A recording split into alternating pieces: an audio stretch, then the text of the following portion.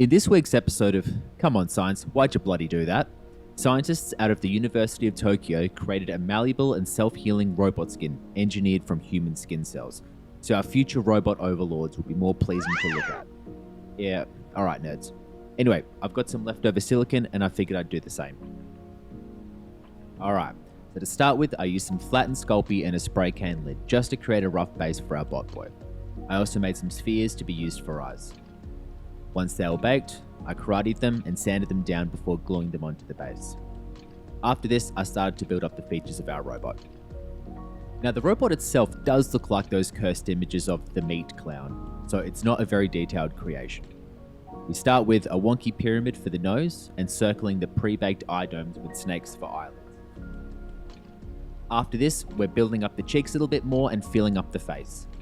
I used 2 horseshoes to help fill out those cheeks a bit more to create that chilling robotic smile. Like I said, it's not very detailed. A quick wash of alcohol gets rid of any leftover fingerprints, and we go in for a final bake before the silicone. Before this, I paint down a thin layer of Vaseline over the robot. This creates a layer so that the silicone can't actually stick to it. I used a 2-part silicone, and I did a base coat over the mold just to make sure that it settled down into all the recesses. Off camera, I realized how dumb it was putting the clay in face down, so I flipped it over. I then struggled for 30 minutes trying to demold this from the measuring container. Hot tip, put a layer of Vaseline into the vessel that you're pouring it into. And just like that, we have our negative mold. I tidied up the edges and lined the inside of this with Vaseline. With some spheres that I baked earlier, I used 2 of them to fill up where the eyes would be. Sorry, for some reason the footage that I had of this was all corrupt, so long story short, I added some alcohol into the silicone just to make it a little bit lighter, and it all seemed to work out fine. After the demold, I popped out the baking eyes and I cut off any excess flaps and started making the actual eyes.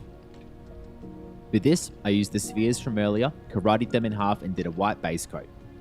Blue paint on a makeup sponge is surprisingly good for creating uniform circles. I added some fine details to the rim of the iris and inside the iris. For the pupil, I used a ball stylus before a hefty coat of UV resin.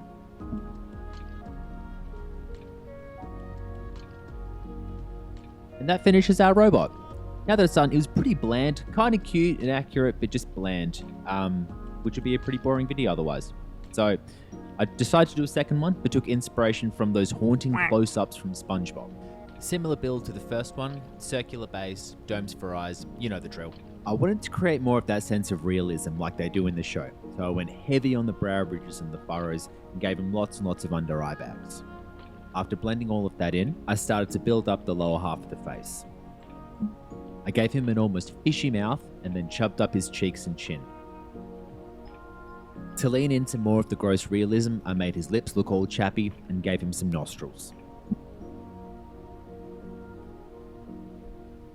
To finish him off, I gave him some pockmarks and some miscellaneous lumps and bumps before popping him into the oven. In the same process as last time, I created a negative mold from the clay face, lined it with Vaseline and poured in some silicone that I added some blue dye to.